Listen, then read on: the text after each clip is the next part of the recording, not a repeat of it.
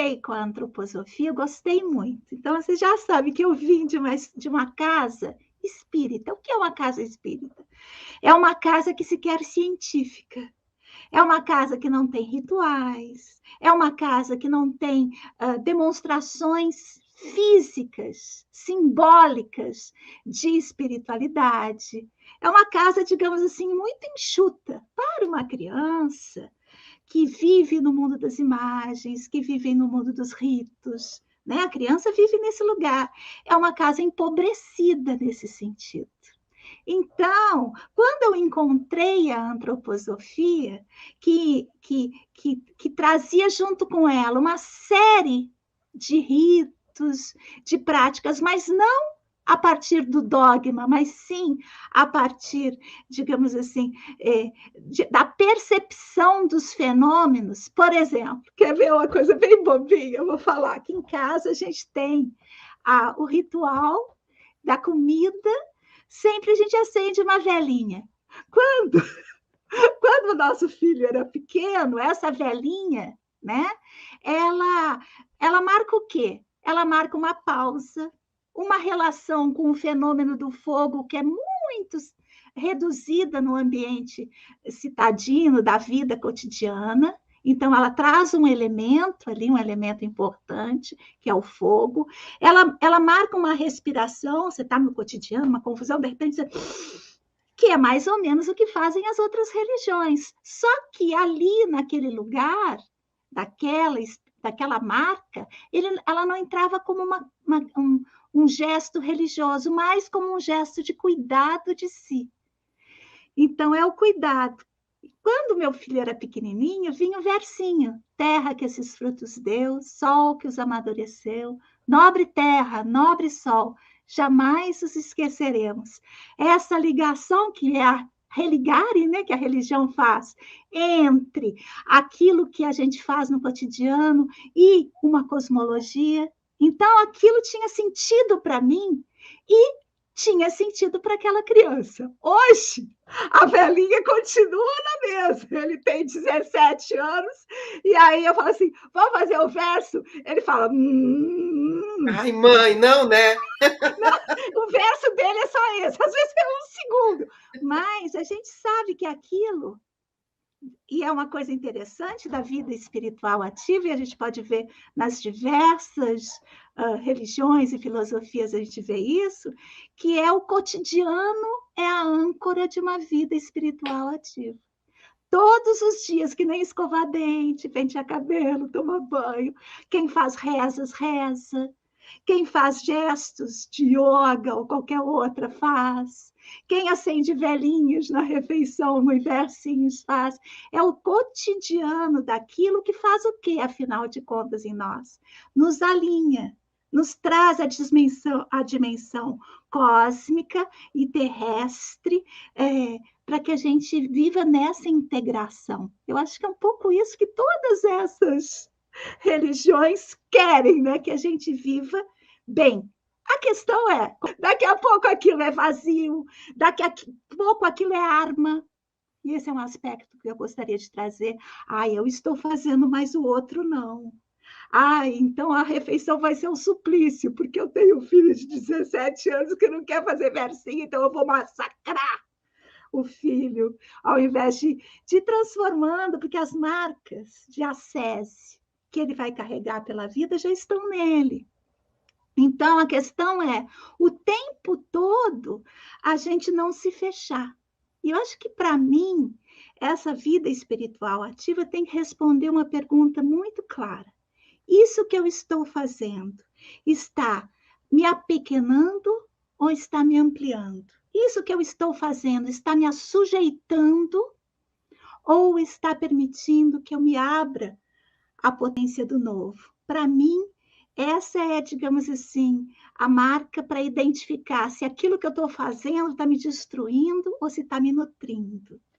Eu acho que é bom você dizer isso, Nina, porque às vezes há uma confusão, lembrando Nietzsche, né? Que a diferença entre você ser um erudito, ter muitas imagens na sua cabeça, ter um grande repertório, e você ter uma vida espiritual ativa. A vida espiritual ativa, acho que ela dá mais trabalho assim para a pessoa, né?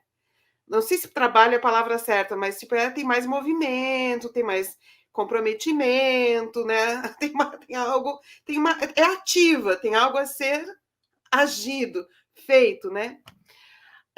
Que é muito diferente, por exemplo, de eu ler muitos livros sobre muitas religiões, ou ler um livro inteiro de uma certa religião, saber contar as histórias, mas não fazer esse movimento que eu estava falando, né? Não fazer esse movimento entre o que estou vivendo e o que esse mito, essa história conta.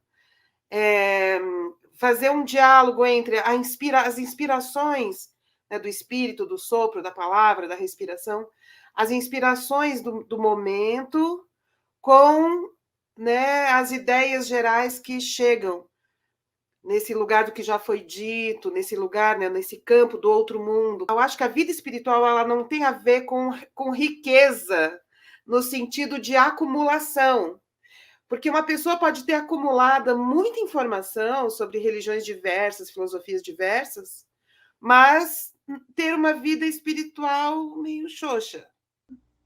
E é engraçado como os jovens, né? Os jovens são incríveis.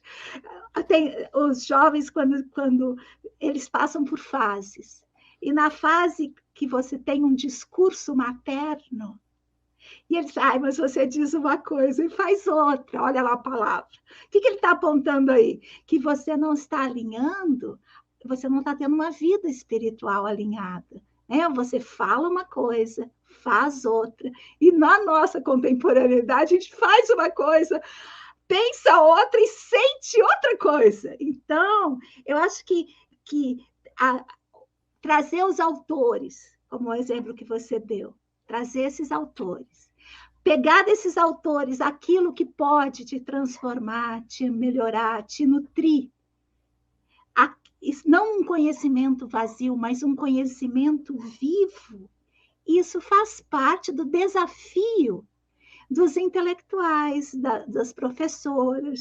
Exemplo do padre. Aquilo que você faz como gesto não se tornar vazio. Então, lá no monastério, todos os exercícios de ascese que eles estão fazendo são no sentido de quê? De que aquilo que você está professando seja carne, seja você mesmo, que aquilo tenha sentido, que aquilo seja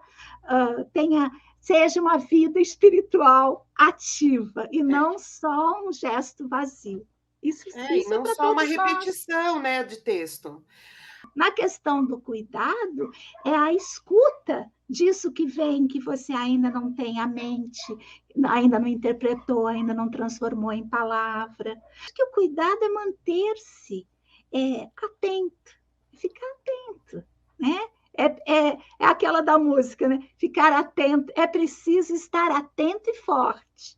Não temos tempo de temer a morte. A morte é essa adequação, né? A uma forma pronta. Quando a gente pensa que a palavra escrita, só escrita, ela é uma palavra morta, ou seja, é uma palavra sem vida, sem atividade espiritual.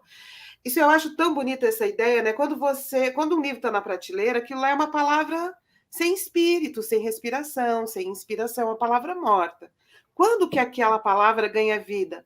Quando alguém tira aquele livro da prateleira, abre e lê. Então, é o teu sopro, é o sopro de quem lê que está dando vida àquelas letras. Então, existe uma inspiração nova de textos antigos, é uma inspiração realizada pelas pessoas que lerão depois, né? Ou lerão em outro lugar. E ao fazer essa leitura, elas possivelmente não vão apenas repetir um espírito que estava preso naquele livro, mas elas vão produzir novos espíritos, fazer novos sopros, né? Conectar aquelas letras com outras letras, aqueles serizinhos com outros serizinhos, né? Então, acho bonito essa ideia assim, de que é a leitura ou a fala sobre algum livro que a gente leu que renasce o espírito da obra, mas não renasce igualzinho, renasce inspirado pelo sopro que cada um de nós deu naquela leitura, que tem a ver com outro tempo, outras questões, outros problemas, né? Então, quando você lê, né? Lê e você respira aquela leitura, isso te nutre. Então, quantas e quantas vezes, né, na nossa biografia, a gente já não leu alguma coisa que nem fala Bachelard. Você estava lendo aquilo e, de repente, você colocou os olhos no horizonte. Aquilo te levou, te transportou para uma outra dimensão. Então, nesse lugar, é um lugar também que a gente pode encontrar duas coisas: ou nutrição ou apequenamento. Porque você pode pegar um texto e se submeter a ele de maneira dogmática, de maneira mais, né, normativa. Ou você pode pegar um texto e permeá-lo com a sua respiração, levando esse texto para a sua vida.